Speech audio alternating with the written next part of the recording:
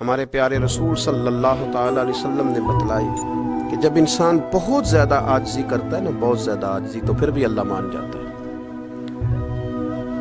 جب وہ اس کے حضور بہت عجز کا اظہار کرتا ہے، بہت زیادہ عجز کا اظہار کرتا ہے، وہ ڈر جاتا ہے اس سے۔ وَلِمَنْ خَافَ مَقَامَ رَبِّهِ جَنَّتَانِ، فرمایا جو میرے سامنے کھڑے ہونے سے ڈرے گا میں اسے 2 جنتیں عطا کروں۔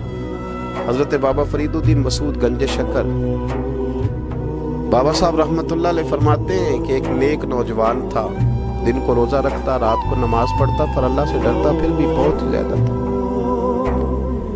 بڑا ہی ڈرتا تھا۔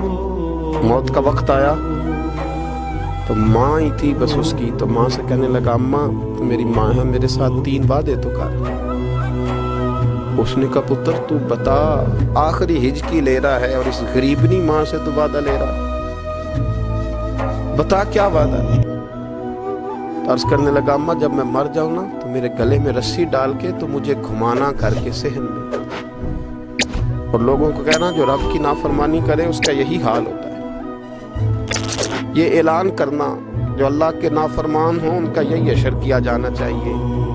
اور اماں پھر دوسرا وعدہ کر، میرا رات کو جنازہ اٹھایا جائے، میں نہیں چاہتا کہ کسی کے منہ سے یہ لفظ نکل جائے کہ وہ دیکھو اللہ کا نافرمان جا رہا ہے، رات کو میرا جنازہ اٹھا لو۔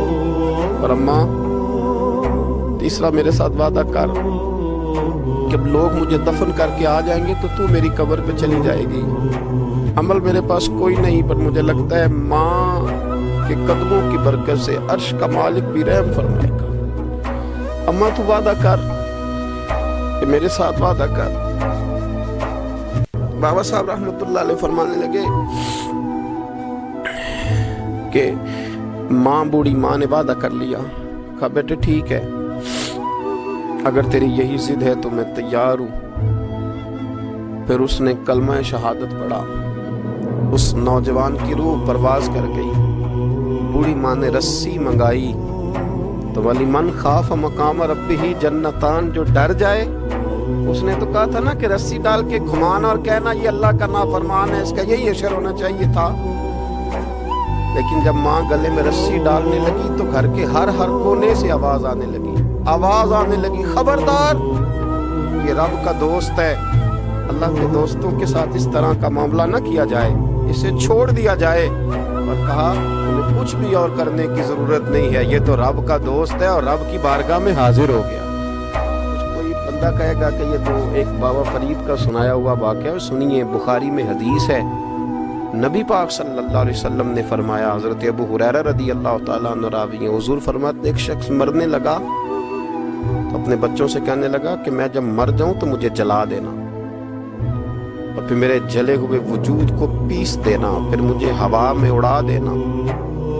پتر مجھے اڑا دینا، مجھے بڑا ڈر لگتا ہے، اگر رب نے مجھ سے حساب پوچھا تو میں قابل نہیں ہوں، اڑا دینا مجھے ہواؤں میں۔ اگر اس نے مجھ سے عذاب لیا تو حساب لیا تو بڑا سخت حساب لے گا۔ حضور فرماتے ہیں بخاری میں موجود ہے، اس کے بچوں نے اسی طرح کیا، اس کے مرنے کے بعد اسے جلایا، ہوا میں اڑا دیا۔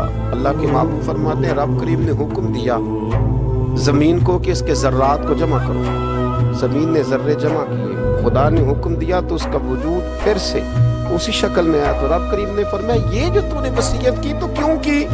اللہ جانتا ہے کہ نہیں جانتا؟ یہ کی تو کیوں کی؟ تو وہ پڑا کہنے لگا اللہ میرے اندر تو طاقت نہیں تھی تیرے سامنے کھڑا ہو کے حساب دے سکوں، تجھے منانے کے لیے تیرے خوف سے ڈر گیا، میں ڈر گیا۔ اگرچہ ہمارے بزرگوں نے لکھا ہے کہ آج یہ وصیت کرنا اس رنگ میں، یہ طرز اختیار کرنا درست نہیں، لیکن آپ غور فرمائیے کہ نبی پاک علیہ السلام فرماتے ہیں جب اس نے کہا نا اللہ تجھ سے ڈر کے یہ کیا، تو رب کریم نے فرمایا جا پھر میں نے تیری مغفرت کر دی۔